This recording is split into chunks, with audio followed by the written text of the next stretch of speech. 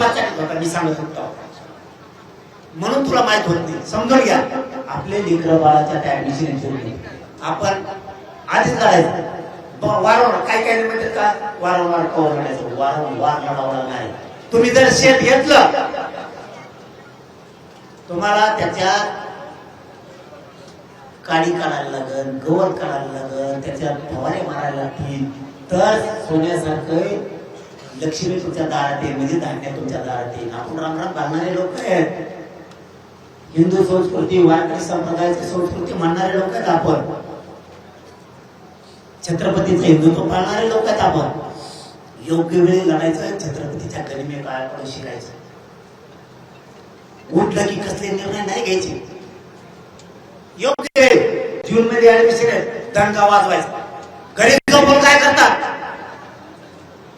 ऊन लागत आहे झोप लागेल, पाऊस लागतोय झोप लागेल, लेकराचा आयुष्य उद्ध्वस्त होईल. घरी झोपून काय करतो, कामाचे दिवस नाहीये, मे मध्ये काही काम नाही, ऊन लागत नाही, काय होत नाही, काही होत नाही. तुम्ही काळजी नका करू. कामाचे दिवस सुरू झाले त्या टायमाला आपण मोकळे होतो, तोवर पूर्ण आंदोलन पार पडतं. ऊन नाही लागत काय म्हणतात, काही बरं का, लय ऊन हो, उन्हात नको, आणि तिचे पुढे तो ढगाडा ढगाडा करतो, आणि तिथं पुढे रोडच्या कडीला तवा नाही ऊन लागत. माझ्या जातीसाठी ऊन लागत आहे तुम्हाला, तिकडे लग्नात जाताना नाही ऊन लागत. माझ्या जाती कार्यक्रम मोठे करायचे तर ऊन लागतंय. जातीसाठी ऊन नाही, ताण नाही, मरण आलं तरी मागे सरकारचं नाही. सरकारला 30 मेला जे होईल ते होईल, सोडायचं नाही. मागणी आपली हैदराबाद चौकशीचा अहवाल सांगायला, त्याचप्रमाणे मराठवाड्यातल्या सगळ्या मराठ्यांना कुणबी प्रमाणपत्र 29 मेच्या आत द्यायचं, कारण 30 मेला आंदोलन सुरू होणार. 1, 2,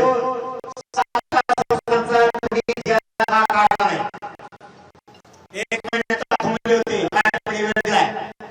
सातारा संस्थान, कोल्हापूर संस्थान, औंध संस्थान आणि पुणे संस्थान, मिरज संस्थान, या सगळ्या संस्थांचा जिया, सातारा संस्थान हैदराबादचा काढलेला जिया, 94चा जिआर जो काढला होता 1994 ओबीसी साठी, त्या जिआरच्या धर्तीवरच सातारा संस्थांचा जिआर आणि हैदराबाद गॅझेटियरचा जिआर एकत्र घ्यायचा. कारण 1994चा जिआर काढला, ओबीसीचं कुठेही प्रमाणपत्र थांबलं नाही. आमचे कसे थांबले, त्यामुळे त्या धर्तीवरच जिआर पाहिजे. हे झाले 2. तिसरं, महाराष्ट्रातले सगळे सरसकट गुन्हे मागे घ्यायचे. बलिदान गेलेले कुटुंब यांना महावितरण मध्ये आणि MIDC मध्ये नोकऱ्या देण्याचा जिआर काढायचा.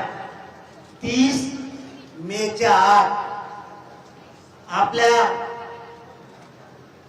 सारथीतल्या सगळ्या योजना बंद केल्या, सगळ्या योजना सुरू करायच्या. पुन्हा एकही योजना बंद आम्ही खपवून घेणार नाही.